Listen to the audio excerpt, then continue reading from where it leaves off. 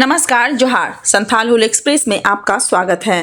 राजधानी रांची के हरमू स्थित झारखंड मुक्ति मोर्चा पार्टी कैंप कार्यालय में पार्टी के महासचिव सह प्रवक्ता ने संवाददाता सम्मेलन को संबोधित करते हुए भारतीय जनता पार्टी प्रदेश अध्यक्ष के द्वारा राज्य के वर्तमान डीजीपी अनुराग गुप्ता नियमितीकरण की अधिसूचना पर सवाल खड़े किए जाने के कई विषय बिंदुओं पर राजनीतिक टिप्पणी करते हुए कटाक्ष किया है। पार्टी के महासचिव ने कहा कि बाबूलाल मरांडी यह सोच बैठे थे कि वह इस राज्य के मुख्यमंत्री बनेंगे, लेकिन जब उनका यह सपना टूट गया तो अब वह सरकार के हर फैसले पर सवाल उठा रहे हैं। कई राज्यों में सरकारी अपनी समझ से पुलिस महानिदेशक का चयन करती है। यह सिर्फ और सिर्फ झारखंड में ही नहीं बल्कि अन्य राज्यों में भी यही प्रक्रिया अपनाई जाती है।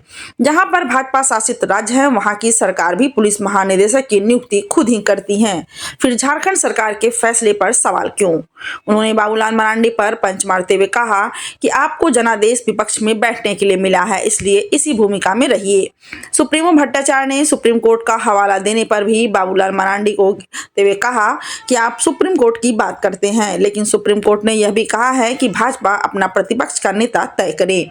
आप अपनी पार्टी में एक नेता तक तय नहीं कर पा रहे हैं। क्या बाबूलाल मरांडी, चंपई सोरेन, सीपी सिंह योग्य नहीं है? कैबिनेट ने एक फैसला लिया कि भाई कई राज्यों में राज्य सरकारें अपने मर्जी से अपनी समझ से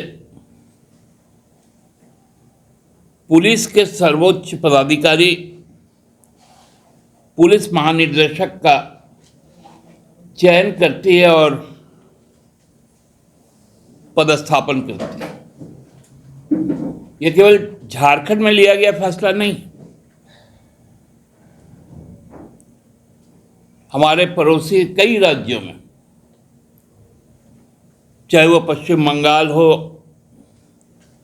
चाहे वो उड़ीसा हो, चाहे वो बिहार हो,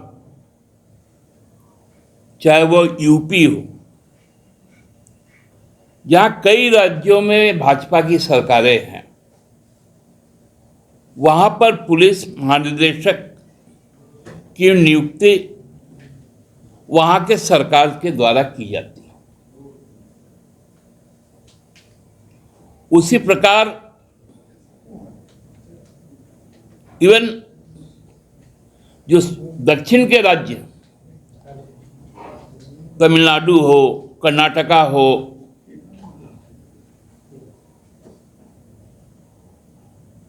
आपको आंध्र प्रदेश हो, तेलंगाना हो, केरला हो,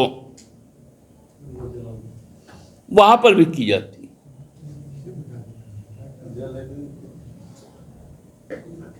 गुजरात में भी पुलिस महानिदेशक की नियुक्ति और राजस्थान में भी वहां की राज्य सरकारों द्वारा की जाती है। ये एक अलग परंपरा था कि झारखंड सरकार पूर्व में 3 नामों का पैनल भेजती थी और उसके बाद उस पैनल से कोई सिलेक्ट होकर आता। अब वो प्रथा समाप्त कर दी गई और यह निर्णय कैबिनेट का है।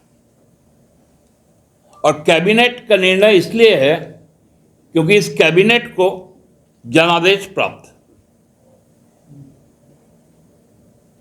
आपको नहीं है बाबूलाल जी,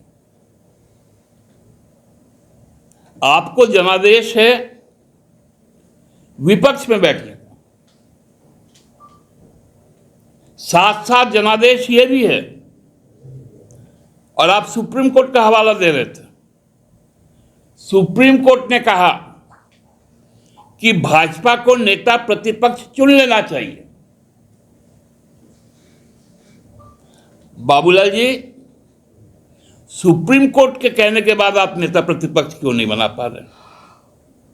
हमने तो डीजीपी बनाया, कैबिनेट का डिसीजन। अभी सत्र भी आहूत हो गया, इसी महीने से 24 तारीख से शुरू होगा।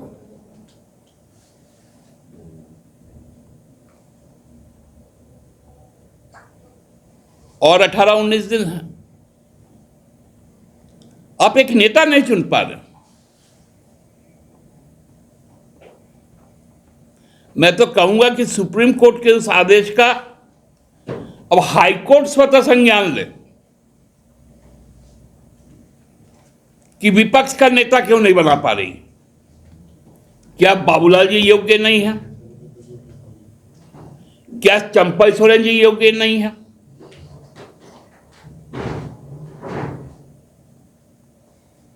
क्या सीपी सिंह जी योग्य नहीं है?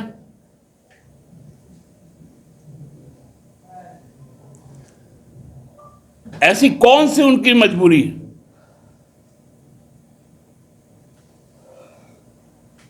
उनकी पार्टी राष्ट्रीय अध्यक्ष नहीं चुन पा रही है, यहां विधायक दल अपना नेता नहीं चुन पा रहा,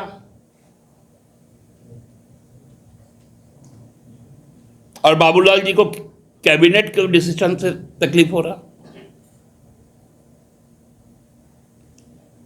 आज अखबार में पढ़े,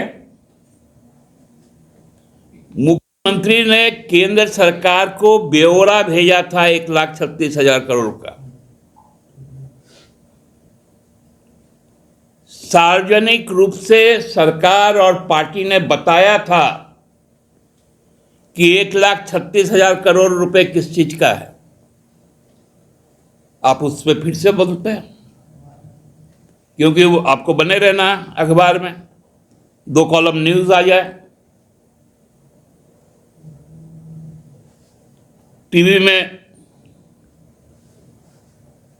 तक आपको दिखाया जाए।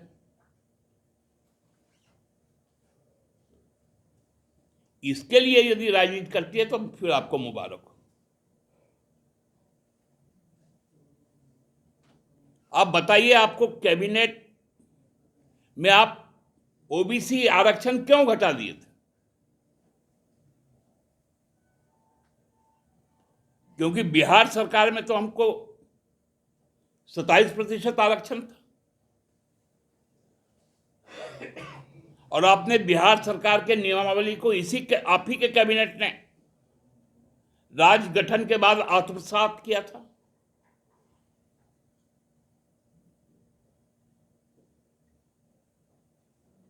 उनको मलाल कैबिनेट ना फॉर्म करने का है, क्योंकि जो उनको आसाम से और दिल्ली और मध्य प्रदेश से जो आए थे और चुनाव को जिता दिए थे, उस चुनाव तो हार गए। अब उनको कैबिनेट नहीं है। मैं भारतीय जनता पार्टी के राष्ट्रीय नेतृत्व से एक बहुत नम्र निवेदन करूंगा कि अपने विधायक दल का एक कैबिनेट बना दे और विपक्ष के तरफ से बाबूलाल जी को या सीपी सिंह जी को या चंपा सोरेन जी को मुख्यमंत्री बना दे, अर्थात नेता सदन बना दे, नेता विपक्ष बना दे। बहुत बहुत धन्यवाद।